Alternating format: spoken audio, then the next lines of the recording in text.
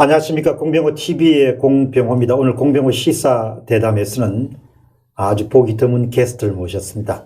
수학 선생님을 한번 모셨습니다. 유튜브 채널에 수학잼을 운영하시는 선생님입니다. 안녕하세요. 댓글에 오신 분들이 하도 그냥 이 수학 선생님을 모셔가지고 지금 문제되고 있는 21대 총선의 개표 조작 문제를 다뤄달라. 그렇게 해서 모셨습니다. 반갑습니다. 예, 안녕하세요.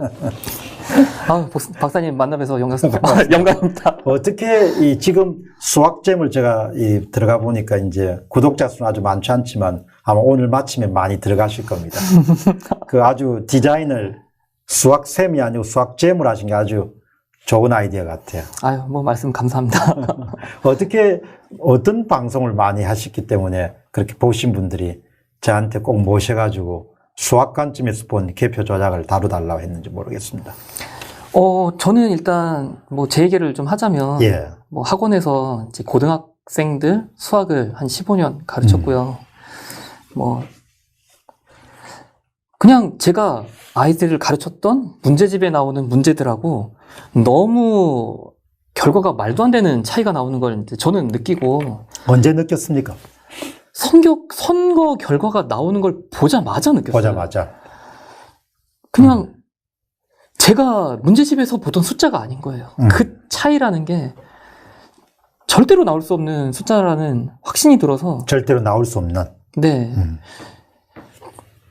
물론 거기서 이제 조작이다라는 얘기까지 한다는 건 당연히 수사까지 연결되어야 될 관점이라고 생각을 하고, 적어도 숫자적으로 볼 때 해볼 가치가 있겠다 싶어서 혼자서 계산을 해보고, 저는 채널에 원래 영상이 그 전까지 업로드된 게 단 2개에 불과합니다. 심지어 한 개는 1년 전 거예요. 그런데 영상을 찍어봐야겠다. 이건 모든 사람들에게 알려야겠다. 네, 이게 조작이냐 아니냐를 떠나서 적어도 국민들이, 고등학교 나온 어른들이 이 정도 지식은 당연히 갖고 있어야지라고 생각이 들어서 그 얘기는 할 수 있겠다. 제 이런 신념 같은 저의 무슨 사상 같은 게 아니라 그냥 당연히 누구나도 알만한 지식, 그 부분까지는 거론할 수 있지 않겠나. 물론 저는 그 당시에 유튜버라고 말하기도 힘들 만큼 아주 적은 구독자를 갖고 있었지만 그 얘기를 영상으로 찍어서 올렸죠. 손이 원체 느렸고 편집도 많이 안 했던 시기라서 그 당시에는 영상 하나 6일이 걸렸거든요. 그걸 겨우 올리고 나서, 그러니까 실제로 선거 끝나고 일주일이 지난 뒤였어요. 그런데 나중에 주말이 돼서 어느 국회의원분도 제 영상을 스크랩했다고 하시고 막 올라가더라고요, 조회수가. 핵심적인 그런 주장은 뭐였습니까? 그 영상에. 아주 짧게, 또 자세히 아시겠지만. 적어도 아무튼 간단히 말해서 불가능한 숫자다죠. 그러니까 박성현 서울대 통계학과 명예교수님이 조선일보에서 말한 것은 신이 도와주지 않으면 만들어낼 수 없는 숫자다. 그런데 불가능한 숫자다. 저는 영상에서 말장난으로 이렇게 얘기를 했어요. 태양이 터질 확률이다. 태양이 터질 확률이다. 당장 내일. 아주 멋있네요. 장난으로 그런 영상, 초신성 폭발하는 영상을 긁어다가 거기다 짜집기로 넣었어요. 거의 불가능한 숫자다. 예. 수학을 가르쳐 오신 분 입장에서는. 제가 틀렸다라고 말을 하는 사람도 있고, 그런데 저는 그런 생각은 들어요. 그 교과서에 나오는 용어에 이미 추출이라는 말이 있거든요. 그 이미 추출이 아니다라는 식으로 포장을 하시는 분들이 있는데, 그 이미 추출이라는 게 그렇게까지 무슨 이질적인 표본도 아니고 사전투표라는 게 대체 무슨 이미 추출이 아니라고 우기는 건지 저는 그 부분도 당최 이해가 안 갔고요. 그리고 그 오차라는 게 상당히 컸는데 좀 이따 보여드리겠지만 의구심이 들었기 때문에 4년 전의 통계랑도 비교해봤는데 현저하게 다른 값이 나왔거든요. 이거는 분명히 거론할 가치가 있고 사람들에 의해서 공론화될 가치가 있다라고 생각을 했어요. 그래서 이미 추출은 그 영어로 쓰면 임이라는 것이 랜덤이라는 용어로 쓸 수 있는가요? 그렇죠. 그지? 네. 그래서 그런 부분에서 이제 제가 오면서 어떤 얘기를 짧게 나누면 좋을까? 제 영상에서 다루지 않았던 얘기 중에 교과서에서 제가 대체 어떤 문제를 받길래 그런 의구심을 가질 수밖에 없었는지 얘기를 여기서 조금 풀어도 될 것 같아요. 하시죠. 네. 조금 이제 다른 얘기를 길게 할 수는 없으니까 예. 그 교과서에 보시면은 이항분포와 정규분포의 관계라는 얘기가 나와요. 그래서 오늘 시청자들 상당히 유식해지겠습니다. 그냥 고등학교 문제집에 나오는 기본 예. 예제입니다. 예. 그런데 여기 보시면은 뭐 이 풀이 과정을 자세하게 소개하진 않겠지만 예. 저는 제가 만든 책이 아니라 정말 일반적으로 쓰이는 일반 문제집에 나오는 문제를 그냥 보여드리는 거예요. 여기 보시면은 어떤 약이 있는데 예. 치유될 확률을 0.6이라고 뭐 이렇게 생각하시면 될 것 같아요. 선거로 치면 이 사람의 지지도가 0.6이다. 60% 지지율을 받는 사람이다. 라는 거죠. 그런데 표본을 150명을 뽑은 거예요. 예. 자, 우리 사전투표는 지금 4만 명, 5만 명, 한 9만 봐도 그런데 종로구 하나만 봐도 4, 5만 명의 표본이 있는데 여기는 고작 150명을 뽑은 거란 말이에요. 그리고 상식적으로 그 통계에서 말하기로는 표본이 많아질수록 분산이 줄어서 평균에 몰리게 되어 있잖아요. 그렇죠. 예. 그런데 여기서 단 150명을 가지고 여기 치유될 사람을 99명 이상으로 맞춰달라는 거죠. 원래 그럼 0.6 책에서 풀이 과정은 없지만 이 150명을 상식적으로 0.6의 비율로 정상적인 평균에 치유될 사람을 계산만 해보면 예. 이게 90명이 나와요. 예. 체계에서 묻는 문제는 아닙니다. 근데 정상적인 평균적인 치유 확률은 90명은 치유될 약물이라는 거죠. 근데 여기서는 9명을 올리고 싶은 거예요. 이 예. 평균보다. 예.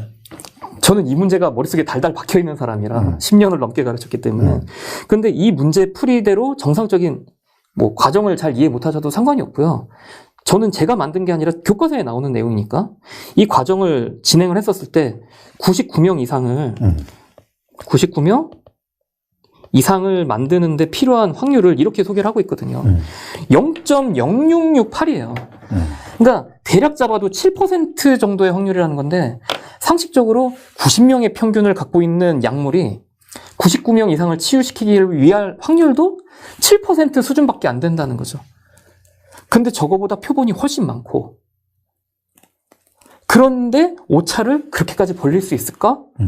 저는 여기서도 심지어 만약에 이 확률을 그대로 쓰더라도 7%의 확률이 수십 개가 나오려면 100분의 7을 10제곱, 20제곱, 30제곱을 해야 된다는 건데 저는 그냥 상식적으로 이런 문제 하나만 떠올려도 말이 안 된다는 생각이 딱 들었어요. 그 다음에 이제 생각을 해본 게 모비율의 추정이었던 거죠. 그 모비율의 추정 공식으로 당연히 이제 교과서에 나오는 그대로 했습니다. 그래서 여기 이제 보시면 이건 제가 영상을 만들 때 썼던 스크랩들인데 처음에는 올해 이번 선거에 나오는 종로구의 이낙연님, 황교안님의 내용 중에서 이낙연님 거를 이제 전체 투표가 9만 5천 정도고 이제 전체 이제 투표로 받으신 게 5만 4천 정도. 이 전체 비율을 가지고 계산을 한 게 여기 있어요. 0.576. 그리고 제가 이제 사전 투표는 밑줄을 다 이렇게 걷죠. 하나하나 커서 여기 있는 숫자를 다 계산을 해본 자료들이에요. 사전투표 전체가 46,630표구나. 예. 그리고 그래서 이낙연님 지지된 사전투표가 3만 표 정도로 나온 거죠. 엄청나네요. 예. 다 먹었네. 예. 이 정도면 눈에 봐도 절반이 아니라 뭐 3분의 2는 다 가져간 거죠. 위에 이게 3분의 2 같지는 않은데 이게 3분의 2를 가져간 것처럼 나와요. 야, 대단하네. 이걸 가지고 제가 손계산을 이 관련 내용이 이제 궁금하시면 제 채널에 오시면은 수학잼. 예, 제 채널에 여러분 수학잼 가셔가지고 구독도 쿡 누르시고 예. 그 영상 안에서 이제 하는 법까지 다 소개를 해놨기 때문에 마치 수업 듣듯이 자세히 해놨습니다. 최대한 이렇게 계산한 게 사전투표에서 지지율은 0.65예요. 근데 전체 비율은 0.57인 거죠. 이걸 가지고 교과서에 시키는 대로 구간을 잡았더니 0.649, 0.660 이런 사이에 이 전체 비율이라는 녀석이 여기 있어야 되는데 안 있다는 거지. 물론 여기서는 약간의 통계적인 전문적인 부분이 좀 배제된 부분이 있다 보니까 이거에 대해서 의미가 없다 막 이렇게 토를 다시는 분들이 분명히 있었어요. 저도 그 부분에 대해서 어느 정도는 인정을 하지만 제가 이렇게 표현했어요. 정도껏 차이가 나야죠.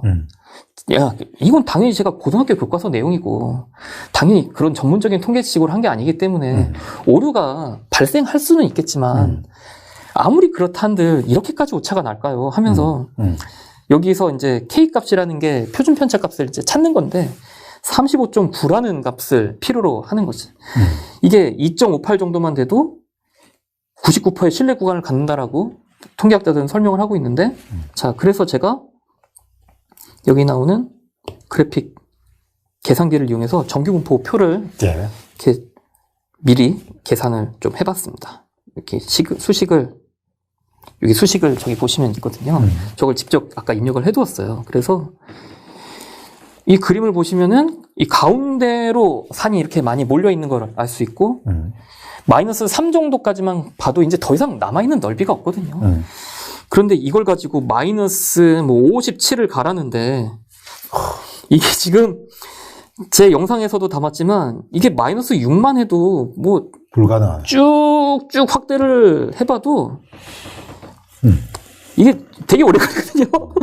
뭐 빠르게 돌려야 겨우 나올까 말까인데 이 오른쪽에 숫자가 저기 보면 2의 마이너스 9제곱이라는 표현이 있는데 저게 이제 분모에 10의 9제곱이 있다는 10의 표현이죠. 9제곱. 10의 9제곱이면 10억 정도인데 10억분의 1의 높이 10억분의 1의 높이가 지금 마이너스 6 근처에 있거든요. 마이너스 7로 가면은 이 앱에서 보여주지도 못합니다. 10조분의 1 정도까지가 확대가 가능한데 거기서 높이가 안 보여요, 이미. 10억분의 1에서 10조분의 1까지 갈 때 만분의 1 값이거든요.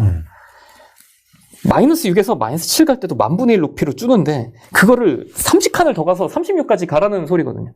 대체 그거를 무슨 신념으로 가능하다고 하는 건지. 그럼 거의 그게 이제 상수가 되겠네요. 예, 뭐 그냥 숫자겠네. 아까 이제 뭐 공병호 박사님하고 얘기하면서 제가 뭐 이런 얘기를 했는데 바나나 값이 3,000원이냐 보기에 1번 바나나 값으로 맞는 것은 3,000원, 2번 3만원, 3번 30만원, 4번 300만원.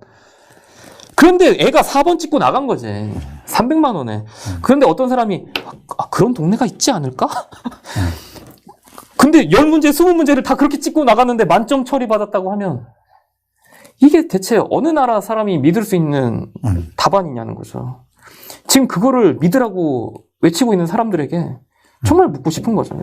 대체 당신은 무슨 믿음을 갖고 그걸 맞다고 우기시는지 정말 놀라울 따름입니다. 거기서 이제 아주 이제 거의 직관적으로 이게 아니구나라는 그런 걸 느끼시거든요.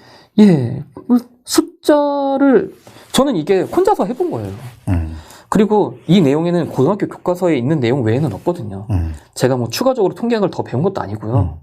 사실 고등 교과서가 좀 빈약한 부분도 있고, 저도 이제 통계학에 관심이 있어도 교과서 내용도 그렇지만 실제로도 통계학이 수학의 역사에서 되게 짧은 걸로 알고 있고, 그런 것들을 토대로 뭐 제가 할 수 있는 부분만 뭐 이미 제가 갖고 있는 채널에서는 많이 얘기를 했지만 저는 뭐 이념 싸움이다, 뭐 나는 좌파다 우파다 어느 쪽이 옳다 이런 얘기는 조심스러워요. 그러니까 이렇게 어르신 분들은 또 이게 무조건 이쪽이 맞다, 뭐 젊은 사람들은 무조건 저쪽이 맞다, 막 이렇게 얘기를 하는데 저는 그런 싸움을 하는 것 자체가 그렇게 제가 힘들어서. 어쨌든 지금 말씀하시는 거는 고등학교 교과서에 나오는 확률론의 바탕을 두고 계산을 해보니까 도저히 계산이 안 되는 숫자다 이야기네. 예, 이걸 일단 보시고, 그러니까 저는 제가 맞다, 이게 조작이다, 막 이렇게 우기기보다는 이걸 보고 그냥 다른 사람 말 듣지 말고 혼자서 그게 될까 이렇게 좀 생각이라도 해보셨으면 좋겠어요. 통상 K는 얼마 정도 나옵니까, 답이? 그러니까 일반적인 통계라면 플러스 마이너스 2.58이 교과서에 나오는 99%의 신뢰 구간이죠. 그게 이제 자, 이번 같은 경우는 이제 35.7이라고 했습니까? 35.9가 나왔어요. 이제 교과서에 나오는 K 값이라고 하는 게 되게 1.96, 2.58 예. 이 정도입니까? 예, 이거는 고등학교 나온 사람이라면 다 봤을 법한 숫자라고 생각합니다. 그럼 저게 예를 들면 30까지 넘어간다는 것은 발생할 수 없는 건데 저게 30까지 넘어간다는 이야기는 기본적으로 어떤 의미가 있는 거죠? 그냥 수학으로만 볼 때는 조작이라고밖에는 말이 안 되긴 합니다. 안 되겠네. 근데 수학으로 보면은. 예, 뭐 사람들이 이제 여기 나오는 이 이미 추출한 이 말에 되게 많이 의미 부여를 하시더라고요. 그러면 되게 임의 추출하는 경우에는 앞에 이야기는 동그라미 해보죠. 1.96, 예. 2.58, 뭐 이런 거가 되게 이제 네. 되게 이제 평범한 그런 거네요. 그쵸. 거기다 이제 샘플 사이즈가 커지면 훨씬 더 이런 원칙에 충실한 그쵸. 1.96, 2.58 이런 걸 기록하겠네요. 네네. 그런데 이 샘플 사이즈가 뭐 수만 개 정도 되는데 이제 저 값이 35.9가 나온 거네요. 아마도 제가 알기로는 뭐 간단한 뭐 시청률 조사라던가 아주 작은 표본만 가지고도 대부분의 것들을 추론할 때 표본이 1000을 넘지 않아도 거의 대부분이 오차가 플러스 마이너스 이 정도? 그 정도에서 우리가 실생활에서 많이 쓰는 걸로 알고 있거든요. 그런데 이미 8% 이상의 차이가 났고 표본도 1000 단위도 아니고 4만이 넘는 단위고 이 단위는 이제 종로구 같은 경우죠. 네네. 9만 정도가 이제 투표를 했는데 그중에 한 4만 내외 정도가 사전 투표를 한 거죠. 네네. 이미 제가 숙제라고 제 영상에 숙제라고 말을 올려놨었는데 몇몇 분들이 뭐 엑셀을 쓰신 건지 K 값을 쭉 구해서 올려놓으신 분이 있었어요. 근데 제가 계산한 게 35.9였으면 40이 넘는 구만 대략 10개 정도 되더라고요. 서울시에서. 그러니까 그걸 이제 계산해서 올려주셨어요. 몇몇 분들. 40개, K 값이 40개가 넘는 것이 예. 서울 시내만 하더라도. 이제 그걸 계산해 보신 분들 너무 어이가 없었는지 다 올려놓은 게 아니라 40 이상인 것만 추렸습니다 하는데 10개가 넘게 적혀 있는 거예요. 그리고 저 같은 경우는 이게 그래도 이 사람들이 말하는 소위 이제 민주당 지지자들이 이미 추출이 아니다. 그러니까 네 통계는 의미가 없다. 라고 얘기하시는 분들을 위해서 4년 전 거를 또 계산을 해봤거든요. 4년 전 거를 가지고 계산한 게 요건데 제가 요 정세균님 거거든요. 4년 전 20대 총선. 얘는 값이 멀쩡해요. 3.61. 예. 그러니까 아무리 물론 신뢰 구간에서 2.58을 벗어났죠. 그러니까 그분들 말도 일리가 있다고 생각을 해요. 그러니까 2.58을 벗어날 정도라면 어떻게 보면은 추정을 벗어난 거니까 이 계산법이 이미 추출이라고 하기는 애매하다. 그 말도 저는 맞다고 봅니다. 근데 그걸 통계학자들이 말할 때 2.58을 벗어나는 수준이면 통계적으로 의미가 없다라고 말을 하는 거지.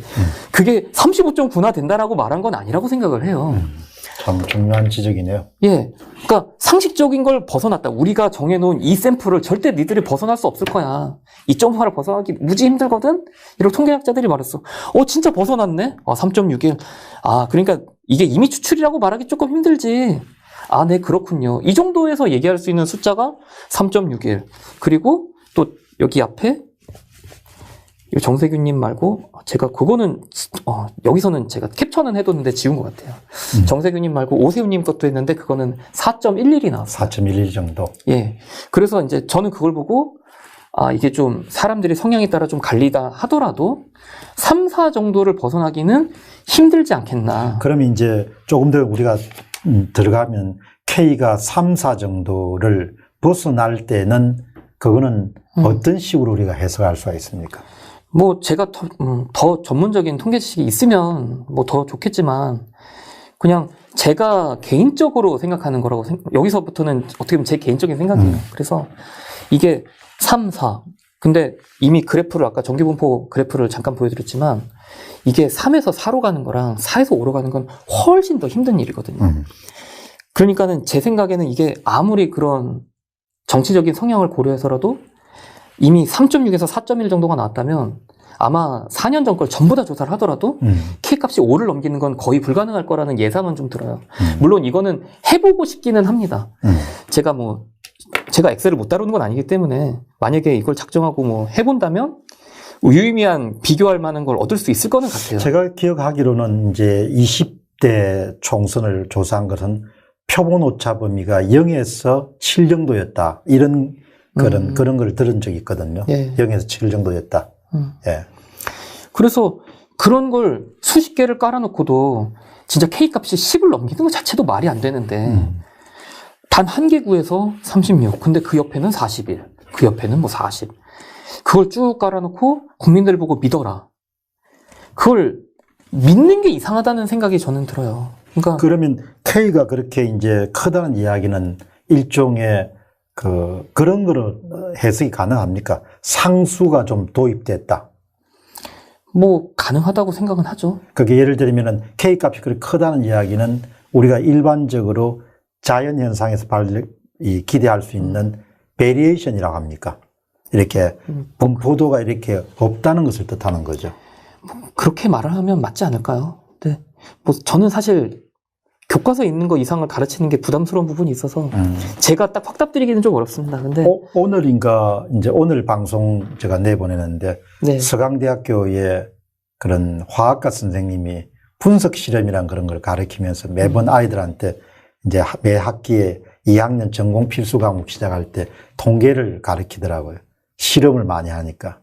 그 실험할 때는 항상 가측 오차가 있고 불가측 오차가 있는데 불가측 오차는 우리가 흔히 랜덤 에러고 가측 오차는 시스테매틱 에러니까 뭔가 이렇게 조작이 들어간 경우에 그런 경우는 항상 이제 화학 실험을 많이 할 거니까 그 졸업생들이 이제 회사를 가면 그때는 반드시 가측 오차와 불가측 오차를 구분하고 가측 오차는 반드시 보정하거나 수정하거나 교정한 이후에 그 불가측 오차를 최소화하는 방향을 찾아야 된다. 그 이야기를 하더라고요. 그러니까 그게 이번에 그 통계를 21대 총선 통계를 본 사람들은 대부분 뭔가 이렇게 조작값이 들어갔다는 그런 인상 확 받잖아요. 그쵸. 그걸 이제 화학과 교수님은 그걸 가측 오차, 시스테매틱 에러가 있으니까 그걸 자기는 이제 중앙선거관리위원회 가가지고 엑셀 파일을 받아서 딱 한 번 보고 그냥 바로 가측 오차가 엄청나게 큰 데이터구나 이렇게 판단하셨다고 하더라고요. 그러니까 이제 화학자 입장에서도 완전히 다른 거죠. 이건 옳지 않다. 뭐 저는 뭐 동네 학원 수학 강사인데 참 제가 봐도 이게 한 곳만 일어나도 말도 안 되는 확률인데 어떻게 이걸 거론하는 것조차도 제 그 작은 채널에 유튜브 작은 채널에 와가지고 의미가 없다 이렇게 댓글을 다시는 분들을 보면 오히려 저는 그런 생각이 들어요. 아까 뭐 공병 박사님하고 개인적으로도 얘기를 했지만 이 사람들이 알고 그러는 것 같다는 생각을 오히려 역으로 저는 느꼈어요. 알고? 예, 그러니까 이걸 보고 평범한 사람이면 그래? 그럼 뭐지? 뭐 당신 말이 맞는지 틀린지 모르겠지만 뭔가 조금 궁금은 하네. 저는 일반이라면 이럴 것 같거든요. 근데 왜 그걸 조사하려고 들어? 건드리지 마. 라는 식으로 말을 하는 거 보면 오히려 댓글에 네, 오히려 뭔가 있어서 캥기니까 하지 마라고 막는 느낌을 저는 오히려 받았다니까요. 이게 사람의 상식으로 납득을 할 수 있게 만들어야 되는데 하지 마. 네 말은 의미가 없어. 아니 이걸 숫자를 보고 생각하는 것도 의미가 없다고 하는 게 저는 그런 사람들은 공부를 해본 적이 없다는 생각이 들어요. 저는 어렸을 때 학생 시절에 공부를 할 때 학교 선생님이 공식을 하나 알려주잖아요. 만약에. 그럼 저는 공부할 때 제가 재밌어서 제가 생각한 공식도 막 써보고요. 그리고 그러다가 틀려도 보고 이건 그래서 안 되는구나 스스로 깨닫기도 하고 그 공식을 그대로 쓰더라도 왜 이렇게 써야만 하지 이런 걸 막 고민해가면서 했던 기억이 있거든요. 그렇게 하니까 수학을 또 잘했기도 했고 그러니까 학생이라면 선생이 이렇게 저렇게 해라라고 딱 알려줘도 뭔가 또 거기서 의문도 가지고 이렇게 하면 왜 틀리지 이런 것도 해보는 학생들이 훨씬 더 자기 지식을 또 넓히고 이해도도 넓고 정말 문제를 딱 새로운 걸 만났을 때 적응해서 해석하는 능력도 키울 수 있다라고 생각을 하거든요. 그런데 선생님이 시킨 거 아니면 못한다라고 생각하는 건 그 자체가 이미 사고가 막힌 거 아닌가. 저는 그렇게 그 사람들의 말도 일리는 있다고 생각을 해요. 이거는 교과서에서 말하는 임의 추출이 아니다. 그래. 임의 추출이 아니라고 말을 하는 거에 대해서는 저도 어느 정도 뭐 공감은 하지만 이 계산을 하는 걸 왜 말리냐는 거죠. 그런데 임의 추출이 아닐 수가 없잖아요. 어떤 한 9만 명 정도의 모집단이 있으면은 그렇죠. 그 중에 뭐 한 3, 4만 정도의 사전 투표에 응하는 그런 분이면 그거 다 자발적으로 선택하는 거잖아요. 그쵸, 뭐. 그 자발적으로 하는 것이니까 그게 일종의 영어로 하면 랜덤이고 우리말로 하면 임의잖아요. 누가 강제해서 만든 건 아니지 않습니까? 그러니까 사전 투표에 응하시는 그룹들을 샘플도 그렇고 당일 투표에 응하시는 샘플도 다 그야말로 전형적인 그런 임의 추출이라고 그렇게 볼 수 있을 것 같은데. 뭐 저도 그렇게 말을 하는 부분이 제 영상 안에 있기는 해요. 그러니까 저는 이렇게 표현을 했거든요.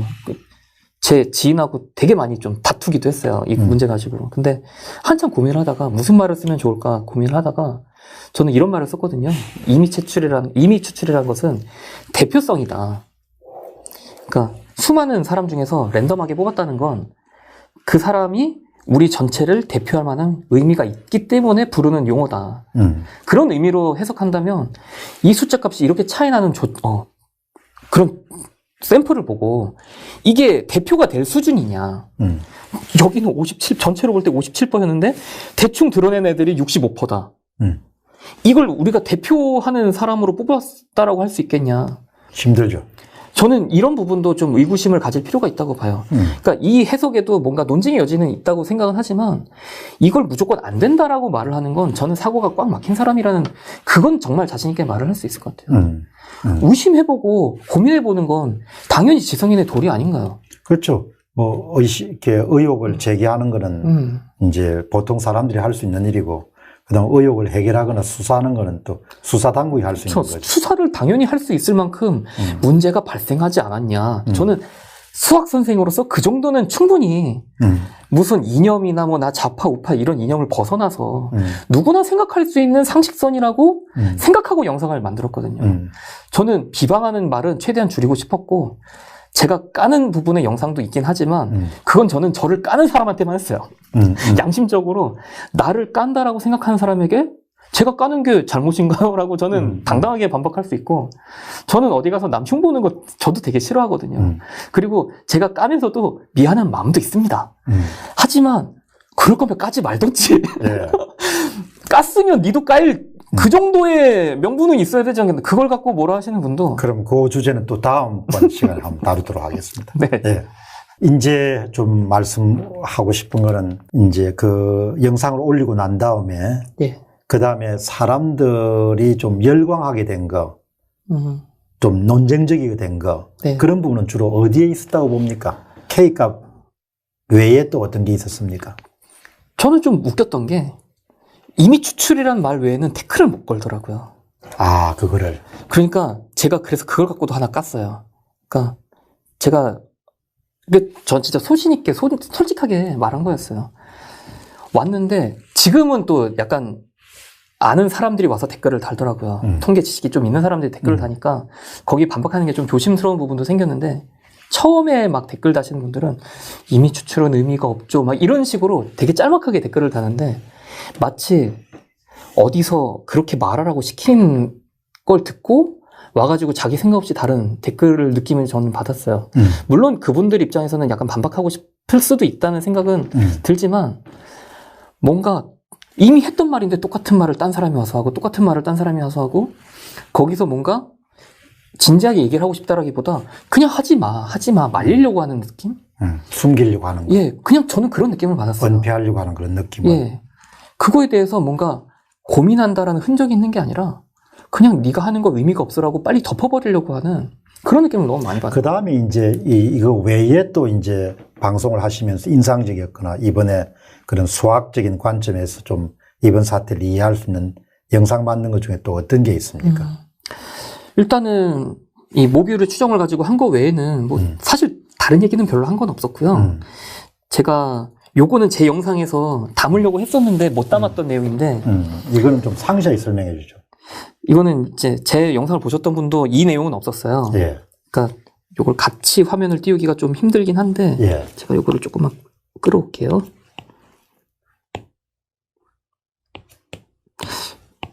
아, 이게 화면을 못 옮기는구나.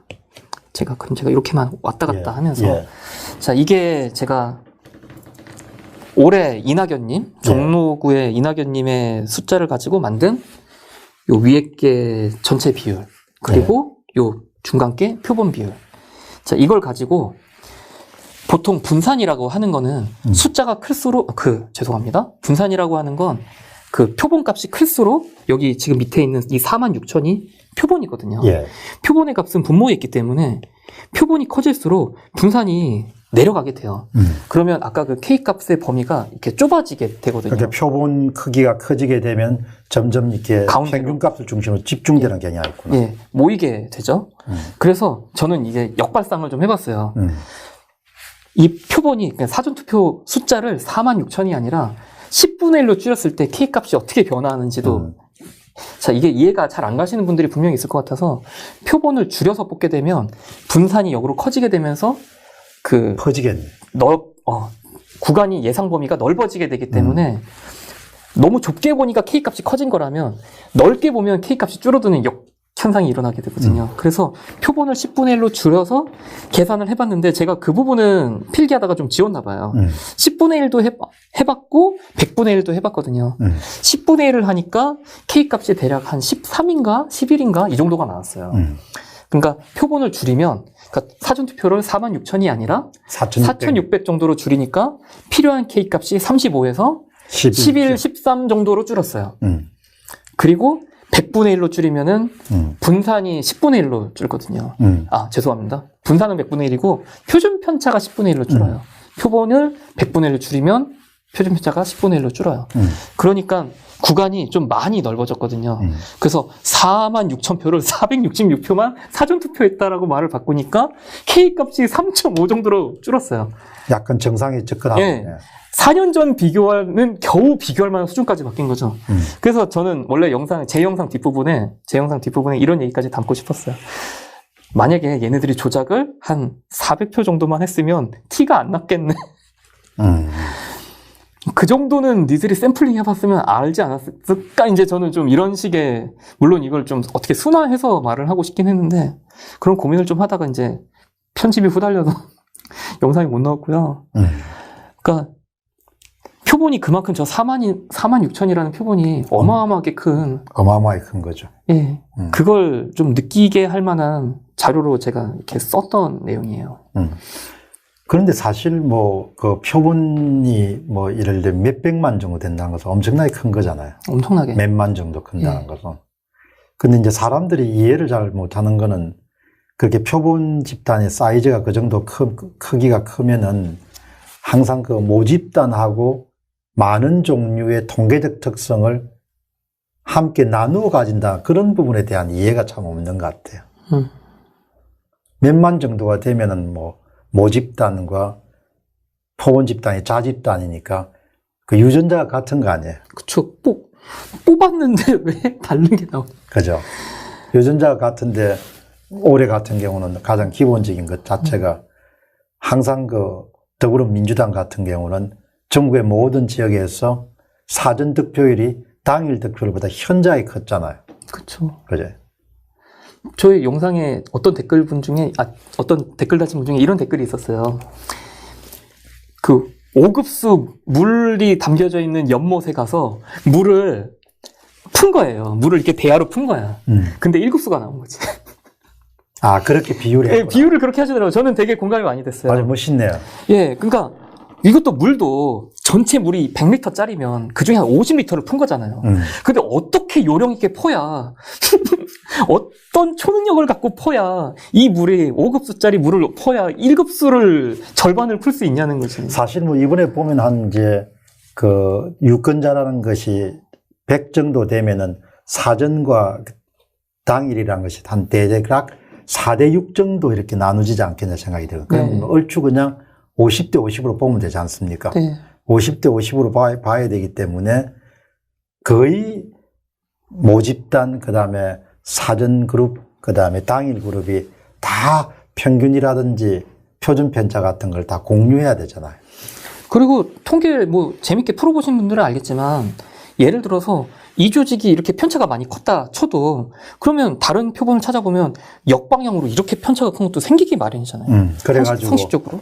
플러스 마이너스 예, 해가지고 이쪽이 많은 게 있으면 이쪽도 많은 게 있고 그런 게 정상적으로 균등하게 나오는 게 심지어 저는 안 했지만 보수의 강지라고 할 수 있는 강남 같은 곳조차도 저는 제 영상에서 그 얘기를 다룰 만큼 능력이 안 돼서 못 다뤘지만 어제 충격적이었어요. 거기서도 사전투표에서 민주당이 이만큼 더 나왔다는 건 예. 거기 사는 사람들 입장에서도 황당할 것 같아요. 예. 그러니까 이제 보통 특별히 교육받지 않는 사람들을 설득할 수 있는 굉장히 중요한 방법은 그냥 X축에 0으로 해놓고 그 다음에 사전 득표율 빼기 당일 득표율을 플러스 막대 그래프로 그리고 그 다음에 이제 미래통합당 항상 마이너스지 않습니까? 네. 마이너스 이렇게 그리면 되거든요.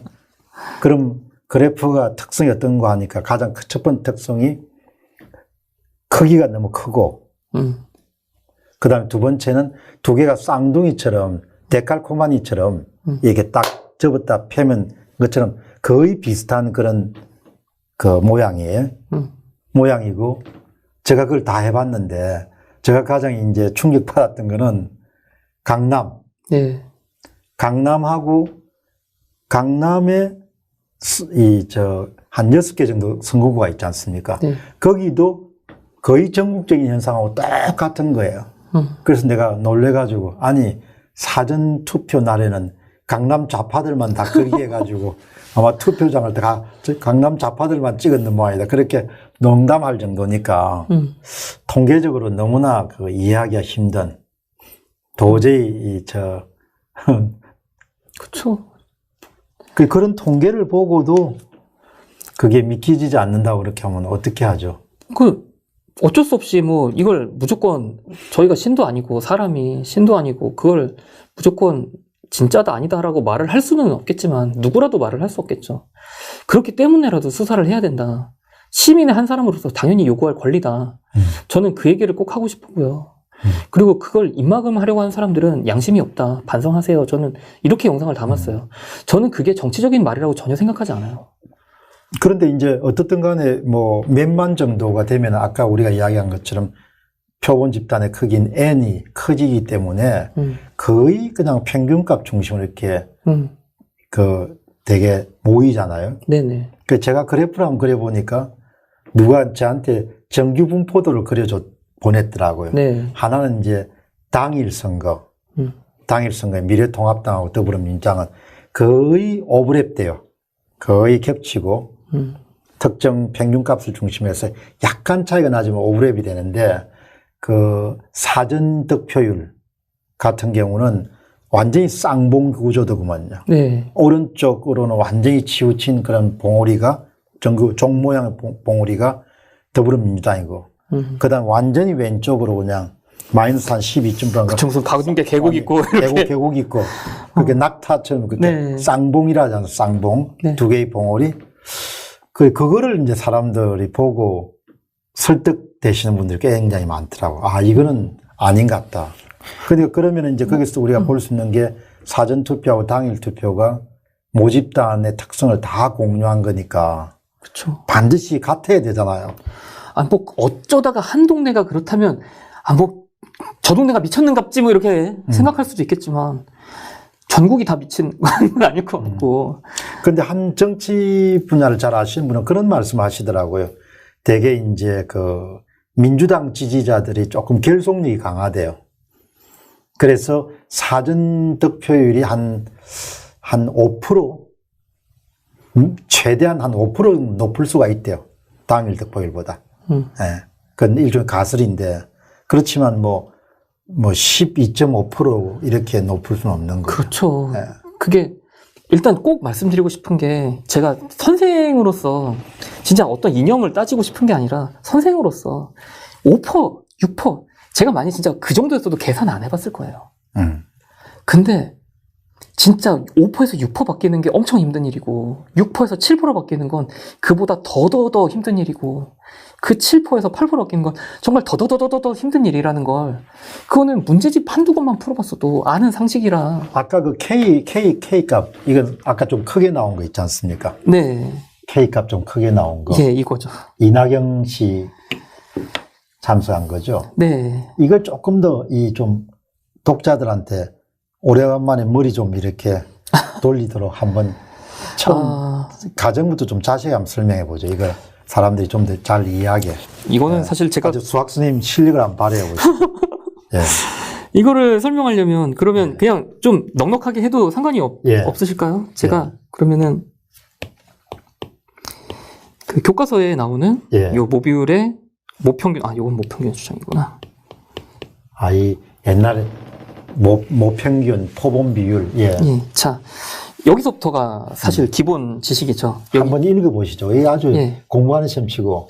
여기 보면 이제 모비율이라는 표현은 모집단 이런 표현이 교과서에 나오거든요. 모집단은 전체 집단을 아우르는 뭐 통계학 용어죠. 그래서 모집단에서의 어떤 특성한 것의 비율. 한마디로 지금으로 따지면 투표 전체의 비율이라고 할 수 있고 그걸 이제 모비율이라고 한다면 일반적인 상황에서는 이 모비율이라는 게 우리가 다 조사하기는 힘든 경우가 대부분이다.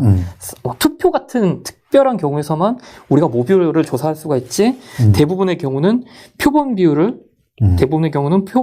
통해서 이 모비율을 추측하는 정도에 불과하다. 그러니까 그게 이제 교과서에 나오는 이야기. 기본적인 통계라는 것은 이제 모집단의 크기가 크기 때문에 일일이 다 전수조사를 할 수 없기 때문에 그쵸. 그 모집단에서 일부를 빼가지고 표본 집단을 만든 다음에 그 표본 비율을 가지고 모비율을 추정한다. 예. 예. 뭐 간단하게 제가 영상에서는 어떤 예를 들었냐면 여기 뭐 만 명이라고 만 명이 있다고 쳐요. 예. 이 10,000명 중에서 예를 들어 딸기 아이스크림을 좋아하는 학생이 뭐 사람이라고 해야겠네요. 딸기 아이스크림을 좋아하는 사람이 몇 %인지 궁금했어요. 자, 여기 딸기 아이스크림 좋아하는 사람이 몇 %일까? 했는데 이 10,000명을 다 물어보기가 힘드니까 100명만 끌어온 거죠. 100명한테 물어봤어요. 딸기 아이스크림 좋아하세요? 딸기 아이스크림 좋아하세요? 했더니 37명이 좋아했다라고 가정을 해보자는 거죠. 예. 자, 그럼 이걸 보고 확률상 0.37인데 그러면 여기 있는 사람 중에서 딸기 아이스크림 좋아하는 사람이 그래도 0.37 그러면 한 3,700명은 좋아하지 않을까라고 추정은 할 수 있겠죠. 물론 이게 완벽하게 딱 떨어질 리는 없죠. 그래서 그거를 이제 앞에 그 3,700명을 모비율이라 하고 네. 그다음 지금 이야기하는 37명을 이 표본 비율하고 예. 그럼 이제 그 표본 비율을 가지고 모비율을 추정할 때는 딱 잡아 뗄 수 없기 때문에 모비율은 되게 평균값을 중심으로 해가지고 앞뒤 구간을 앞치 예. 플러스 마이너스 표본 오차로 이렇게 확률 몇 프로로 분포된다 그렇게 이야기합니다. 예, 그걸 이용하는 데에 정규분포 그래프를 이용한다 정도가 고등 교과서에 나오는 이야기인 거죠. 물론 이 3,700명인지 아닌지는 뭐 알 길이 없죠. 뭐 실제로 조사를 해봤더니 만약에 3,600명일 수도 있고 뭐 3,500명일 수도 있고 그거는 10만이 아는 영역이라고 생각을 하지만 오늘 뭐 통계학하시 그러니까 이제 문제는 표본 집단 수가 훨씬 커지면 커질수록 이 표본 비율이 정확해지죠. 모비율을 관역시킬 가능성이 훨씬 더 높아진다. 예. 예. 그게 교과서에서 서술하는 내용인 거죠. 그러니까 뭐 한 9만이나 뭐 4만 정도 되면 엄청 큰 거니까 거의 표본 비율을 가지고 모비율을 추정하는 것은 문제없다 이야기죠. 오차 범위가 제가 뭐 단언하기는 힘들지만 그래도 플러스 마이너스 2% 정도면 충분히 추정이 가능하고 뭐 실제로도 저희가 뭐 제가 어렸을 때도 출구조사 같은 것들 이렇게 자료를 보면은 출구조사에서 만약에 이 후보가 뭐 지지율이 55%다. 그럼 실제로 선거가 다 끝났을 때도 뭐 54%, 56%. 그래서 우리 많이 놀랬잖아요. 그러니까 그게 표본이 그렇게 큰 것도 아닌데도 거의 플러스 마이너스 1, 2% 내에서 다 그대로 나오는 걸 보면 정말 통계학자들의 노고가 대단하다. 그래, 우리 귀신같이 마치네. 그런 말이죠. 예, 그거를 어렸을 때부터 쭉 봐왔는데 그걸 이제 저희는 해본 거죠. 그래서 그 구간을 어떤 식으로 설정하는지에 대한 예시가 수학자들이 만들어낸 분산 개념. 그 분산을 구하는 방식을 여기 P와 Q라는 예. 좀 얼핏 볼 땐 알아보기 힘든 예시로 되어 있지만 이 P가 여기서 모비율이라고 써 있기는 한데 추정을 할 때는 모비율과 표본 비율을 같은 것으로 취급하거든요. 그것도 교과서에 서술이 나옵니다. 그래서 앞에서 구한 표본 비율로 계산된 P 값과 여기 보시면은 이제 Q 값은 1-P. 엄밀히 말하면 이제 정반대, 상대적인 확률이라고 할 수 있거든요. 아까 만약에 아이스크림 좋아하는 사람이 0.6이었다. 그러면 이거는 1-0.6. 그럼 당연히 싫어하는 사람은 0.4 정도로 생각할 수가 있겠죠. 그 둘을 곱하기 연산을 하고 표본만큼 나눌 수 있어요. 그러니까 많이 나누기 때문에 분산값이 점점 내려갈 거고 보통은 이 표본이 100 정도만 넘어가도 되게 유의미한 값을 가지거든요. 이쪽이 중요한 거네. 표본 크기가 커지게 되면 네. 분산이 점점 역으로 네. 줄어들겠네. 저거는 그냥 고등학교 수업 시간 안 잔 사람이면 다 들을 만한 내용이죠. 그래서 평균값이 모든 게 집중된다. 그러니까 수업 시간에 퍼 자고 뭐 고등학교를 나왔어도 수학 수업이면 그냥 항상 이렇게 학교 교실 가면은 이렇게 주무시는 분들은 당연히 못 들었겠지. 그럼 표본 집단이 예를 들면 4만 5만 정도가 되면은 거의 표본 집단이나 모 집단의 평균값은 거의 그냥 그렇죠. 오차가 나고 싶어도 제가 볼 때 1% 미만이라고 생각이 듭니다. 물론 그거에도 분명히 논쟁의 여지는 있어요. 이 통계학이라는 게 되게 모호하게 가르쳐준 부분이 많다 보니까 그건 이제 전문적인 영역에서 당연히 다뤄야 될 부분이고 그래서 이렇게 만든 분산을 가지고 교과서에서 시키는 방식으로 추정을 한 거죠. 실내 구간. 이 실내 구간이라는 내용을 보시면 가운데 P라는 녀석은 모르는 값으로 생각을 한 거예요. 예. 아까 마치 100명만 보고 37명이 딸기 아이스크림 좋아하네? 근데 진짜 비율은 저기 있을 텐데 저게 얼마일까라고 고민을 하는데 네가 아까 구한 거기 그 0.37 있잖아. 예. 그럼 0.37이 있으면 그보다 뭐 약간 클 수도 있고 약간 작을 수도 있는데 그 값을 우리는 표준 편차를 이용해서 구간을 우리가 잡도록 도와줄게. 자, 통계학자들이 만들었어. 짜잔! 해서 만든 게 저식인 거죠. 예. 그래서 여기 이제 표준 편차라는 녀석을 아까 네가 구한 거 분산 제곱근 씌운 표준 편차가 있잖아.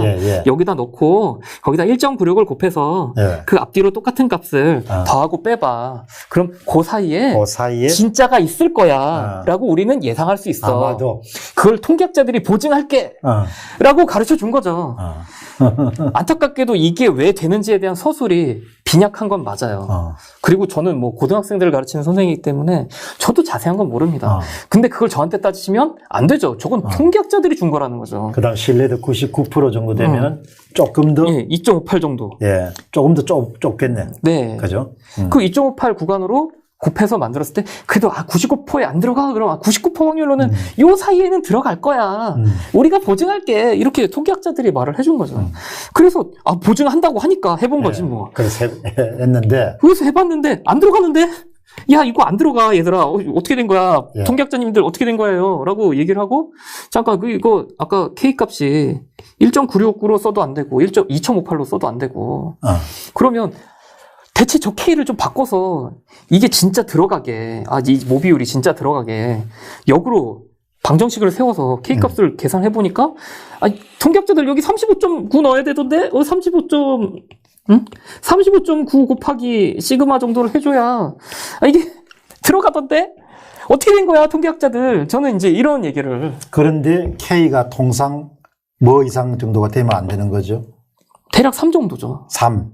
대략 3 정도, 2.58이니까 3. 예. 3을 넘으면 안 되는데, 3을 10배 이상 넘었으니까, 네. 저거는 아주 황당한 값이 된 거네.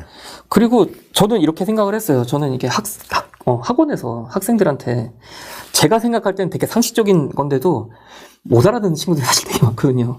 그러면 자꾸 더 쉬운 걸 고안하고 그렇게 돼요. 그래서 이 3과 35.9가 통계학자들이 볼 때는 정말 엄청나게 큰 차이라는 생각을 하시겠지만 일반인들은 뭐 고작 10배인데 뭐 조금 우연히 더 일어날 수 있지 않을까. 이런 의구심을 갖는 분들을 생각해 보니까 그래프를 보여줘야겠다 생각이 딱 들었어요. 그래서 저는 이제 평범하게 아이패드에서 설치해서 깔 수 있는 앱만 가지고 요게 이제 아주 평범한 그거다, 그죠? 예, 표준 정규 분포표. 정규 분포인데 누구라도 앱을 깔아서 교과서에 나온 식만 대입하면 이 그림을 얻을 수가 있거든요. 근데 여기서 우리는 여기 있는 35 뭐 어딘가 이렇게 향해서 가야 되는데 그러니까 이게 마이너스 35 정도까지 가야 되는 현재 상황인데 이 앱에서는 자세한 걸 보여주지 못하거든요. 제가 실제로 혼자서 테스트를 해봤을 때 마이너스 7에서 최대한 확대를 하니까 이 앱에서는 10조분의 1 정도까지 보여줘요. 근데 10조분의 1까지 확대를 해도 높이가 이제 안 보여요. 거기서 한 10분의 1도 안 돼요. 그러니까 좀 더 엄밀히 말하면 100조분의 1보다 약간 밑 정도라고 예상이 됩니다. 그러면 그 바로 앞에 마이너스 6 정도까지 갔을 때는 대략 15분의 1 정도 높이가 나와요. 그러면 상식적으로 저게 한 칸 갈 때 만분의 1로 줄었다는 얘기거든요. 근데 저 앞에 가면은 1에서 3까지 가는데 100분의 1밖에 안 돼요. 그러니까 저기서는 100분의 1 내려갔던 게 점점 갈수록 이게 그죠. 볼 때는 그래프가 일직선으로 보이지만 실제로는 그래프가 줄어드는 비율은 훨씬 더 점점 가파른 거죠. 그거는 누구라도 해보면 알 수 있는 거라는 거죠. 저기 한 칸 갈 때 지금은 만분의 1이라면 더 뒤에 가면 한 칸 갈 때 10만분의 1, 더 한 칸 가면 100만분의 1. 그래가지고 이런 걸 이제 보여주니까 사람들 반응이 어땠어요? 거기서도 태클을 다시는 분들은 진짜 제가 볼 땐 거의 신앙인이고 수준이고. 그냥 의미 없어라는 말 외에는 아무 말도 못 하는 거예요. 이걸 의미 없다고 하는 그대들이 의미가 없는 거야라고 저는 말해주고 싶은데 까는 것처럼 보일지 모르겠지만 그분들이 저를 까는 거 생각하면 저는 당당하게 그 정도는 할 수 있다 생각합니다. 제가 욕을 한 것도 아니고요. 그냥 이걸 갖고 의심을 하는 사람이 정상일까요? 의심을 안 한 사람이 정상일까요? 저는 일단 그 얘기를 하고 싶은 거예요. 이게 누구나 해보면 알 수 있는 건데 고등학교만 나온 사람이면 알 수 있는 건데 이걸 가지고 무슨 파를 나누는 것처럼 이걸 어떻게 속일 생각을 하는지 물론 뭐 기적적으로 무슨 통계학의 새로운 학문이 나와서 이걸 뒤집을 수 있을 만한 이론을 만들었다. 그럼 제가 박수치고 만세하고 내리겠어요. 그럼 그걸 갖고 오시던지 신뢰할 만한 통계학 근거를 갖고 오시던지 저는 적어도 고등학교 수학에서는 말도 안 되는 숫자다. 그리고 그분들이 뭐 그 표본이 이미 추출이 아니다라는 말에 대해서 또 당당하게 얘기할 수 있는 게 아까 4년 전 그래프 4년 전의 얘기를 보시면은 네. 이게 분명히 K값이 이제 20대 총신회가 P가 0.52이고 우리가 이제 표본 비율로 막 찾아낸 것이 0.535 그 다음에 네. 그렇게 해서 계산을 해보니까 그 얼추 들어가네요. 이게 아주 근접해요. 5.25보다 약간 낮은 0.522 수준인데 0.525보다 약간 낮은 수준. 그렇게 하면 K가 필요한 값도 한 그거 조금 차이 나는데 소수점으로 0.13, 0.013 차이 나는 거잖아요. 그런데도 K값이 2에서 벌써 한 1 정도 확 차이가 나버리잖아요. 그러니까 저 정도조차도 통계학자들을 허용하기 싫다라는 게 그냥 냄새를 풍풍 풍기는데 저걸 무리하게 35, 6을 끌고 간다는 게 아니 4년 전 거랑 비교해도 그런데 이런 거를 원래는 이제 저 수학 선생님이 하는 게 아니고 통계학자들이 이런 거를 이야기해 줘야 된다. 그죠? 그쵸.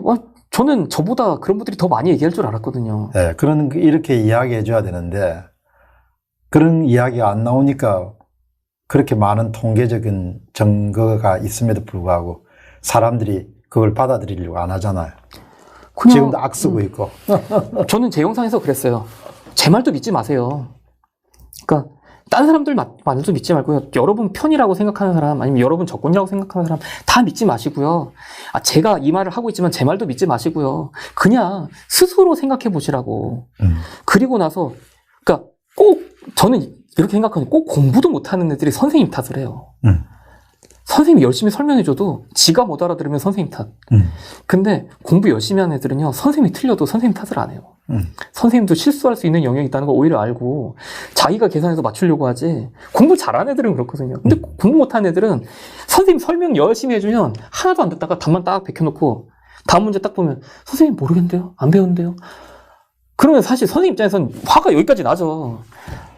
선생은 진짜 최선을 다해서 힘을 쥐어짜서 설명을 해주는 건데 근데 저는 댓글 다는 분 중에 그런 분들이 보인다는 거지. 이렇게까지 열심히 설명을 해줬는데 의미 없다니 안 해본 거 티나는 거죠. 제가 볼 땐 영상도 안 보고 고민도 안 해보고 그냥 어딘가에서 주워 들은 말 믿는 사람으로밖에 안 보이는 거예요. 그냥 이런 걸 보고 나서도 근데 조금 이건 의구심이 들지 않냐 이렇게 말을 한다면 저는 좀 납득할 수 있겠는데 그냥 의미 없다. 그냥 그 말이 의미 없다. 저는 그렇게 말을 하고 싶어요. 영상은 그럼 이제 몇 개 정도 만들었습니까? 일단 예전에 그냥 짧게 올린 영상 2개는 뭐 공부법 얘기 뭐 이런 걸 좀 올려놨었고요. 모비율 추정 얘기를 하나 올리고 그 모비율 추정에 이제 좀 반박하는 댓글에 대한 영상을 짧게 하나 올렸고 그다음 구독자 감사합니다 영상에다가 조금 반박하는 내용도 달아서 거의 반박 영상 2개. 그 다음에 다시 모비율 추정을 좀 완벽하게 그 교과서에 나온 설명을 좀 원하시는 분들이 있더라고요. 그냥 계산 결과만 딱 보니까 과정이 궁금하다. 그래서 그냥 학원에서 아이들 가르칠 때처럼 그 계산 방식을 소개한 영상이 그 다음에 올렸죠. 그게 한 18분 정도? 그 영상. 그러면은 이제 여기 그걸 나가고 난 다음에 되게 이제 반발하는 사람들이나 이런 사람들을 보면서 좀 든 생각들이 있었을 거 아니에요. 네. 야, 사람들이 이렇게 생각이 없냐, 이런 생각도 들었을 거고, 거기에 대한 이야기를 좀 해보죠. 그런 문제하고 이제 결부해가지고, 지금 사회적인 현상하고 결부해가지고. 근데 사실 그 부분은 저는 좀, 제가 조심스러워요. 그러니까, 그런 얘기를 하게 되면 결국, 뭔가 논리적인, 객관적인 얘기가 아니라 제 사상만 얘기할 것 같아서, 저는 그 부분에 대해서 사실 스스로에게 자꾸 좀 반성하고, 조심하고. 그래도 댓글을 쭉 남기신 분들 가운데서는 굉장히 인상적인 부분이 있을 거 아니에요. 어떻게 이 양반은 이렇게 뭘 이렇게 이해하려고 해도 전혀 안 하는 것 같다. 왜 이럴까? 그런 생각 들었을 거고.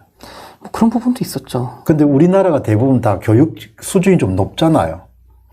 사실 제가 뭐 유튜버를 되게 오래 한 것도 아니고, 본격적으로 한 거는 사실 진짜 2주 남짓인 상황이라,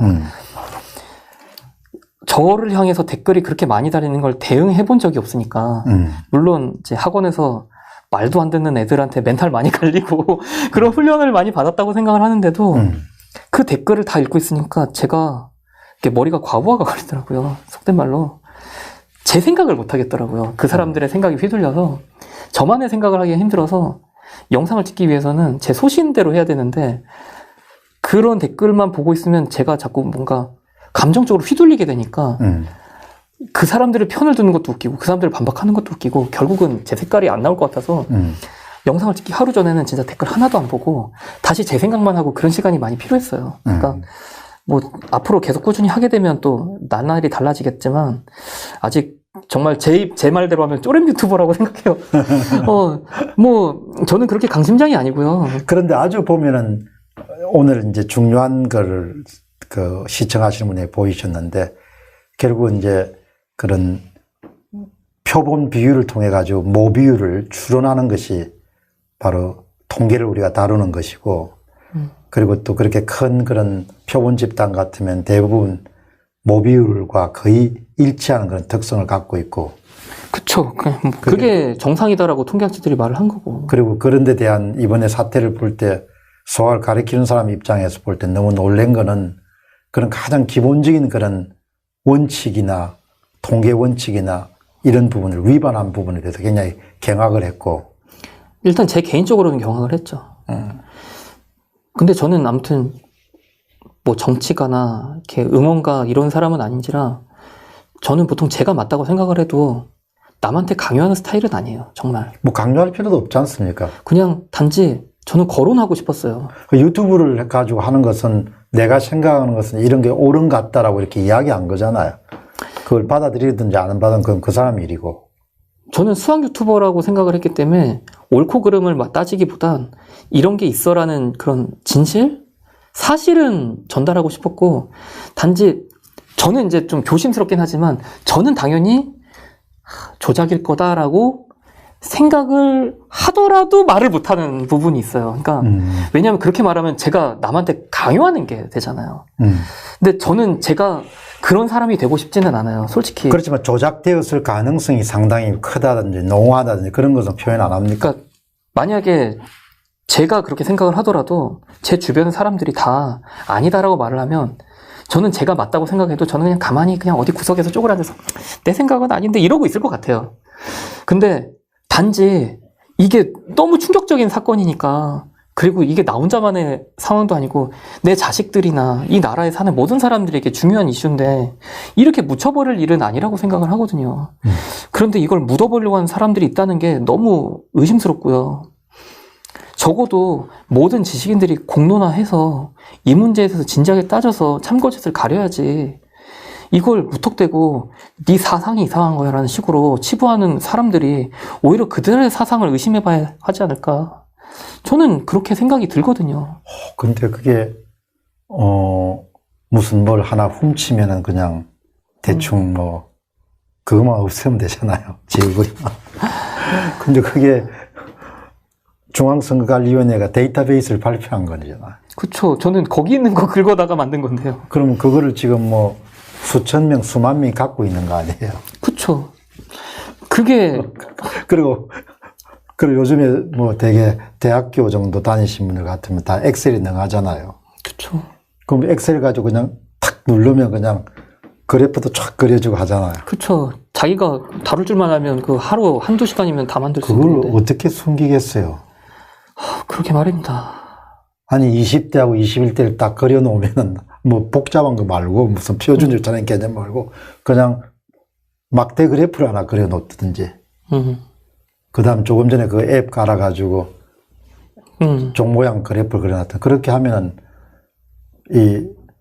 여기 오신 어느 분이 딸아이가 벌써 이상하다고 이렇게 초등학교 다니는 애가 왜 그림이 이렇게 이상하냐고 그렇게 묻더라고 그렇게 우스갯소리를 이야기하시던데 증거가 딴 게 있는 게 아니고 거기 다 있잖아요. 그쵸. 증거가 공개된 거잖아요. 그냥 저는 이걸 공론화 시키지 않는 게 정말 이해가 안 가요. 공병호 박사님 영상에서 뭐 되게 뭐 이쪽 전문가 얘기, 저쪽 전문가 얘기. 사실 그거는 수학 선생님 제가 봐도 어려운 얘기들이 있거든요. 그러니까 근데 그런 게 아니더라도 이거는 충분히 얘기할 수 있는 만한 수준인데 왜 다들 그런 걸 거론하는 사람들이 잘못했다고 하는지 저는 그 부분이 너무 이해가 안 돼요. 가만 기다리는 것 같아요. 그냥 조용해질 때까지. 반박하는 것도 아니고. 가만 쟤들이 많아 이렇게 기다리는 것 같아요. 진짜 이게 조작이라면 시민의 눈이 무섭지 않은지 위에서 이런 일이 있을 수 있다라는 식으로 막연하게 막 그런 메시지를 던지는 고약한 사람들이 있는 거 아닌가 저는 진짜 그런 생각이 듭니다. 그래요. 그런 사람들이 오늘 아침에 한 70대 되는 은퇴하신 교수님이 이제 답답해가지고 글을 하나 보내셨더라고요. 그래서 그냥 익명으로 처리해서 글을 소개했는데 왜 나이가 좀 좀 여유가 있는 사람이 좀 여유 있게 글을 쓰잖아요. 참다 글을 썼더라고. 글을 썼는데 그분 이야기도 그렇죠. 이 통계적인 그런 증거가 너무나 확연한데 이거를 없다고 그렇게 하고 의혹을 제기하는 사람 자체를 그냥 매도하는 거는 그게 어디 법이냐 이야기예요. 그게 통계 자체가 증거잖아요. 그쵸. 그죠? 그게 그동안 우리가 일상생활에 쓰는 과학 증거인데. 과학적 증거잖아요. 그거를 깨부시면서 무슨 17세기 무슨 십자군 전쟁은 17세기도 아니죠. 무슨 종교전쟁 시절의 얘기를 패스트 때 제가 지금 코로나 사태 때문에 그런 자료들이 궁금해서 패스트 때 전 세계 어떻게 했는지 이런 것도 읽어본 게 있었는데 그 당시에 전염병이 어떤 건지 몰라서 교회에서 사람들을 공동체에 막 모이게 해가지고 거기서 막 단체로 기도하고 그랬대요. 그러니까 더 전염돼가지고 사람들이 더 많이 죽고 이랬다고 하는데 저는 지금 정치가 그러고 있는 거 아닌가 뭐 그런 의구심까지 들어요. 그러니까 아니 잘못된 걸 잘못됐다고 하는데 종교적인 신념으로 사람들을 가둬놓고 그냥 숫자만 얘기하고 있을 뿐인데도 그거 하지 마라. 그건 제가 학생들한테도 수학 문제는 틀린 걸 계산해도 저는 하라고 그래요. 그러니까 그 회의할 수 있는 힘이 그게 굉장히 큰 힘이잖아. 의심할 수 있는 힘이라는 것이. 선생님이 시키지 않아도 해보고 틀리면 왜 틀리는지 이유도 알고. 그렇죠. 그런 게 공부잖아요. 그 굉장히 중요한 점을 지적하셨네. 어떤 걸 보면은 그게 뭔가 문제가 있으면 왜 그런지를 탐구하면서 과학도 발전하고 모든 게 발전이 이루어진 거잖아요. 선생님이 무조건 AX가 B면 X는 A분의 B다 외워라라고 써놓는 걸 그냥 외우는 애들이 있고요. 그게 왜 그렇게 바뀌는지를 이해하고 넘어가는 애들 있잖아요. 근데 저는 학생 때 그게 이해가 안 가면 아예 공식을 안 외웠거든요. 좀 심한 말로. 맞습니다. 그렇게 해도 공식을 안 외워도 저는 학생 때 수학 모의고사 성적을 보면 상위 2% 이내였어요. 그러니까 이걸 제 자랑이라고 하는 게 아니라 그런 의구심을 갖는 애들은 당연히 잘하는 게 수학이거든요. 근데 그런 의구심 자체를 막는 지들이 수학 못한다고 티내는 것 같아요. 저는. 그러니까 그 수학도 결국은 이제 일종의 좀 잘하는 사람은 어떤 식의 되게 경험적으로 이렇게 한 십몇 년 가르쳐 보면 어떤 친구들이 수학을 좀 잘하는 것 같아요. 일단 배짱이 좋아야 돼요. 배짱이 있어야 돼요. 그러니까 문제를 딱 만났었을 때 처음 보는 문제를 만나잖아요. 당연히 배운 개념이 있어도 막상 문제를 만나면 말을 살짝 꼬아놓으면 처음 보는 것처럼 보이거든요. 문제가. 그러면 애들이 보통 평균적인 애들은 겁을 먹어요. 문제. 그래서 문제를 읽지도 않고 선생님한테 물어보거든요. 선생님 이거 어떻게 풀어요? 이렇게 말을 해요. 근데 그런 애들은 발전이 늦을 수밖에 없어요. 아주 흥미롭네요. 문제를 읽지도 않고 그냥 내가 안 배운 거니까 못 푼다 이렇게 생각을 해요. 그런 애들이 10명 중에 5명이 돼요. 그러니까 학생들을 만나면. 그런 아이들한테 설명을 해줄 수밖에 없죠. 뭐 당연히 돈 받고 가르치는 사람이니까 설명을 해주긴 하지만 너무 안타까워요, 사실은. 일단 자기가 갖고 있는 게 도구가 있다면, 예를 들어서 여기 나무 토막이 있으면 자기 주머니에 톱이 있고 칼이 있고 무슨 막말로 케이크 자르는 칼이라도 있으면 흥미가 있는 사람이면 일단 자기 손에 들고 있는 걸로 썰어라도 볼 거 아니에요. 케이크 자르는 칼로 이건 왜 안 썰리지? 이런 걸 해본 사람하고 선생님 이거 뭘로 잘라요? 아 그거 톱이야. 네 하고 톱으로만 잘라보는 사람하고는 수준 차이가 나지 않을까요? 크게 나지. 저는 그런 것들이 사람마다 있어야 된다고 생각을 하고 그런 흥미를 유발할 수 있는 그런 영상을 만들고 싶거든요. 그냥 수학은 이런 것이야 이런 걸 외워 이런 게 아니라 그런 실험을 하는 게 너무 재밌어요. 해보고 즐기고 안 되네? 난 왜 멍청하게 케이크칼로 나무를 자르려고 했지? 나 참 멍청이었네. 그런 생각을 하는 사람이 수학을 잘하는 거거든요. 근데 그건 뭐 수학에만 적용이 안 되겠네. 세상을 사는데도 그쵸. 마찬가지죠. 세상에는 나왔던 문제가 계속 나오는 거 아니잖아. 그렇죠. 뭔가 새로운 걸 당했을 때 내가 갖고 있는 것 중에 뭔가를 해볼 수 있을까? 그런 사고를 갖는 게 그런 면에서 이제 저는 아까 배짱이라는 말을 쓴 거예요. 아주 멋진 용어네. 깡다구. 이거 해볼 수 있지 않을까라고 해보는 거. 그러니까 뭐 그 같은 용어도 보면은 21대 총선의 통계 자료가 이상하다. 그냥 해볼 수 있다는 거죠. 왜? 예, 저는 그냥 그런 의미로 누구나 해볼 수 있지 않을까라는 의미로 해본 그렇게 거예요. 생각해야지. 아니 무조건 못하게 한다. 절대로 그냥 그 선거는 부정이 없어. 예. 그 어디서 나온 법이냐고. 그건 교육이 아니죠. 오히려 너무 걱정되는 애들이 이런 거예요. 선생님이 딱 봤을 때 일단 아닌 풀이 있잖아요. 그건 시도도 해볼 필요 없을 만큼 완전 말도 안 되는 풀이가 나왔을 때는 야 그거 아니고 이제 선생님이 설명해 줄게 라고 해도 무조건 이제 그걸 억지로 해보려는 애들도 간혹 있죠. 근데 대부분의 경우는 한두 번은 해보고 이거 안 되네. 선생님 그럼 어떻게 해요? 그럼 이제 또 설명을 해주고 그렇게 해야 내가 했던 방식이 이건 안 되고 여기선 이런 걸 써야 되는구나. 그게 합쳐져야 하나의 지식으로 완성이 되는 거지. 그냥 이거 푸는 법 저거 푸는 법 그런 거를 연습을 안 해보는 애들을 학원에서 종종 보거든요. 그러면 이런 것이 있다라고 말을 해주면 그런 애들이 들어본 적도 없다는 애들이 의외로 많아요. 학교 선생님한테도 이런 식으로 생각해보라는 얘기를 들어본 적도 없다. 근데 사실 세상을 살아가면서 뭐 해본 문제는 없잖아요. 매일 그렇죠. 새로운 문제가 나와야 그래야 발전이 있는 거고 성장이 있는 거니까. 저는 제가 가르친 학생들한테 그런 얘기를 하거든요. 일단 스스로 고민해보고 시도해본 다음에 안 되는 거에 대해서 어떻게 할지도 또 해보고 고민들이 있어야 되는데 시키는 대로만 해야지라고 생각하는 애들은 수능 문제가 사실 또 그런 거잖아요. 처음 보는 게 나오고 그걸 어떻게 내가 알고 있는 지식과 연결해서 시도해볼 수 있는 게 있는지 그럼 그런 과정 중에는 시행오차도 있고 내가 생각하고 있는 도구가 아닐 수도 있고 그것조차도 해본 애가 맞추는 거잖아요. 그러니까 아이들한테 저는 종종 이런 얘기를 하거든요. 처음 보는 문제야? 함수네? 그려봐. 저는 무조건 이것부터 얘기해요. 제가 그려주는 게 아니라 함수네 그려봐. 그럼 꼭 이렇게 말을 해요. 못 그리는데요. 말도 안 된다고 생각하거든요. 저는 그리는 걸 시도라도 해봐야 알려주는데 그려라라고 말을 했는데도 그려보지도 않고 선생님한테 물어보는 애들이 있어요. 그걸 설득하는 기간이 짧게는 한두 달, 길게는 1년씩 걸려요. 근데 저랑 같이 수업한 애들이 그걸 제 말을 납득한 애들은 확 오르죠. 성적이 갑자기 확 올라요. 그러니까 그걸 깨닫는 애들은 정말 확 깨닫고요. 못 깨닫는 애들은 선생한테 이렇게 얘기해요. 왜 선생님한테 물어봤는데 설명을 안 해주냐고. 그리고 선생 탓을 하고 나가요. 그것 때문에 원장님한테 혼나고. 그런 일이 학원에서 벌어지거든요. 수학적인 상구는 일단 자기 안에 있는 걸 끄집어내는 연습부터 해야 되는데 그런 훈련 자체가 안 되는 사람들이 성인이 돼서도 남이 하는 말만 그대로 믿고 고개 끄덕끄덕 우쌰우쌰. 저는 그러지 않나.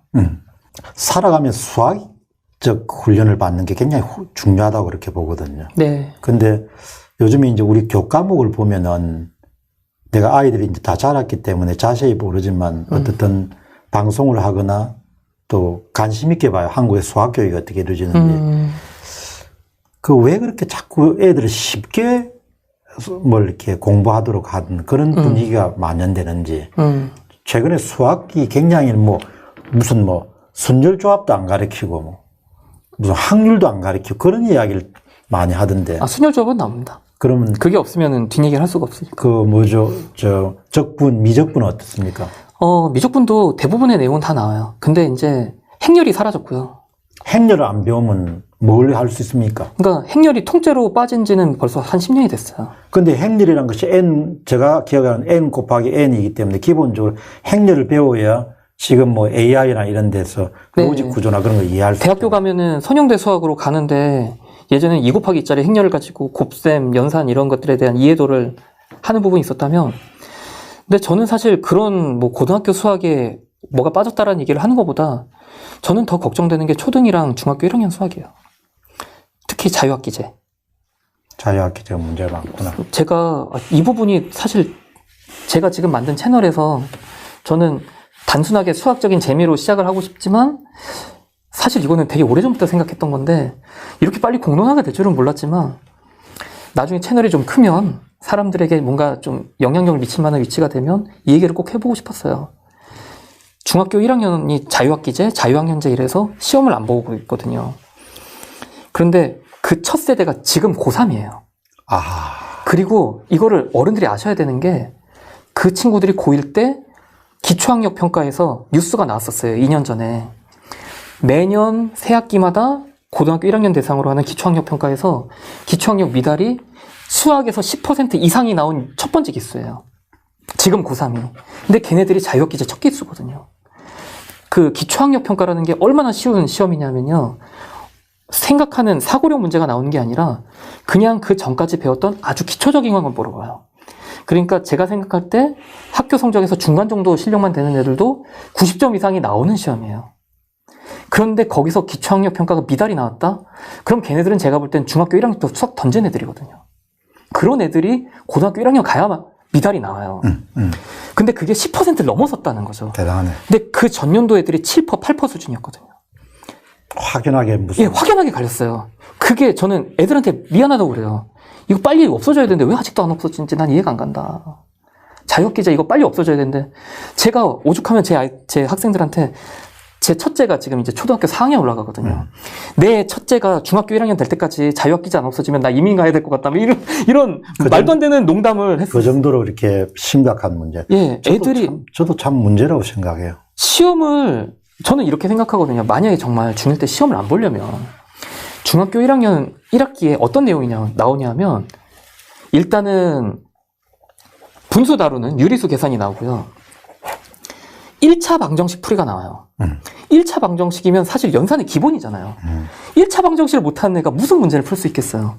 근데 그게 중학교 1학년 1학기거든요. 근데 거기서 평가를 안 한다는 거죠.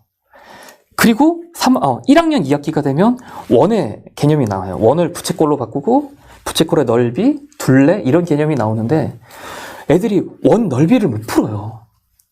중학교 1학년 2학기에 시험을 안 보니까 그게 중3 1학기 넘어가면 중3 2학기 넘어가면 삼각함수랑도 연결이 되는데 이해를 못 하는 거예요. 중1 내용이 중요한 게 쌓였는데 거기서 시험을 안 보고 중2로 넘어가니까 그 나이 애들은 시험 안 보니까 당연히 중요하지 않은 줄 알죠. 아니 차라리 시험을 안 볼 거면 그 중학교 1학년 과정을 중2로 미뤄주던지 그래서 그때 내용을 중2 때 다질 수 있게 시험을 볼 수 있게 해주던지 기본적으로 중1 1차 방정식을 포기한 애들이 고등학교 수학을 어떻게 공부를 합니까? 그 자체를 용인하고 지금 5년 넘게 가고 있다는 게 저는 가르치는 사람으로서 정말 이해가 되지 않고요. 그 상황이 얼마나 심각한 상황인지 모르는 부모들도 너무 안타깝고요. 저는 그 얘기를 제 채널에서 사실 하고 싶었거든요. 여기서 먼저 할 줄은 몰랐습니다.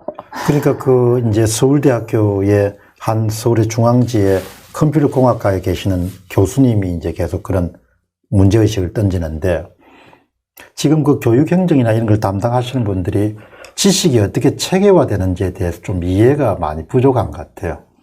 우리는 이제 전문가로 쭉 살아오면서 사람이 어떤 식으로 이 실력을 갖추게 되는가라는 부분을 생각하지 않습니까? 네. 당연히 학교 때는 시험이 있어야 되고, 그 다음에 전문가로 성장하는 과정에서는 새로운 과제들에 계속 도전하는 게 있어야 그때 지식이 체계화되는 것 같거든요. 그렇죠. 그러니까 이제 일상적인 업무만 해가지고는 그냥 수업만 들어가지고 지식이 체계화될 수 없는 거예요. 자기 스스로 부분에 테스트를 하고 그렇게 약간의 압력도 있고 약간의 긴장감. 부담감도 있고 초조감도 있고 그런 게 있어야 사람들이 이렇게 한 단계씩 계단식으로 성장하는 것 같은데 그거를 이제 서울대 컴퓨터공학과 교수님이 지적을 해놨더라고요. 지식이란 것이 이 압축을 통해서 축적이 안 되는데 어떻게 실력이란 게 나오냐. 그걸 토론을 어떻게 하냐. 없는 지식을 갖고. 그런 이야기를 해놓으셨더라고요. 그 초등학교 수학을 뭘 배우는지도 사실 좀 컨텐츠로 만들어서 그런 얘기도 재밌게 서술하려고 이렇게 좀 자료를 정리를 좀 해둔 게 있어요. 뭐 시간 관계상 아직까지 좀 정리한 단계에 불과하긴 한데 나중에 제 채널에서 풀어볼 생각이거든요. 너무 많이 부담 느끼지 마시고 그냥 주말에 한두 개 정도 가볍게 그렇게 이제 우리가 뭐 일을 할 때 너무 잘하려고 하면 잘 안 되잖아요. 아, 뭐 그런 것도 있어요. 그렇게 자꾸 이렇게 내면은 되니까 이번에 이제 오늘 여러분 이 방송 들으시면서 수학잼 오늘 선생님 모셨으니까 아주 그냥 수학잼도 한번 방문하셔서 구독도 하시고 또 격려해 주시면 더 좋은 콘텐츠로 보답하실 수 있지 않겠냐 그렇게 생각합니다. 또 더 하시고 싶은 말씀은? 뭐 사실 여기 오는 자리가 뭐 저도 사람인데 부담스러울 수밖에 없기도 하고 재밌었죠? 뭐 그런 것도 있죠. 그러니까 저는 그 평가르기 하시는 분들에게 정말 저는 그분들한테 꼭 말씀을 드리고 싶은 게 저는 여러분들하고 싸우려는 게 아니에요. 그냥 사람 대 사람으로서 얘기를 하고 싶다는 거예요. 그냥 무턱대고 가리지 마시고 무턱대고 덮으려고 하지 마시고 공부 잘하는 사람들은요 이것저것 해봐요. 오히려 공부 못하는 애들이 정답만 찾으려고 한단 말이에요. 저는 그런 의미로 만든 거고 제가 제 주장을 우기려고 하는 게 아니라 그냥 여러분 생각이 궁금한 거고 이런 지식조차 없는 사람들에게는 그 지식을 알려주고 싶어서 만든 거다. 저에게 정치적인 색깔을 자꾸 씌우려고 하지 마시고 그냥 누구나 갖고 있는 일반인들의 상식으로 그냥 이 얘기가 공론화되고 진지하게 받아들였으면 좋겠다. 그리고 그런 것들로 인해서 사람들의 생각이 좀 더 성장했으면 좋겠다. 그런 마인드로 왔습니다. 네. 그래서 오늘 저희 방송 내보내면서 이제 수학잼에 가서 이미지 캐치를 해가지고 좀 많이 이렇게 노출시키도록 그렇게 하겠습니다. 구독자가 아마 점프할 겁니다. 저는 일단 이 문제가 빨리 해결됐으면 좋겠네요. 네. 정말 진심으로. 아무튼 시간 내주셔서 고맙습니다. 감사합니다. 예, 감사합니다.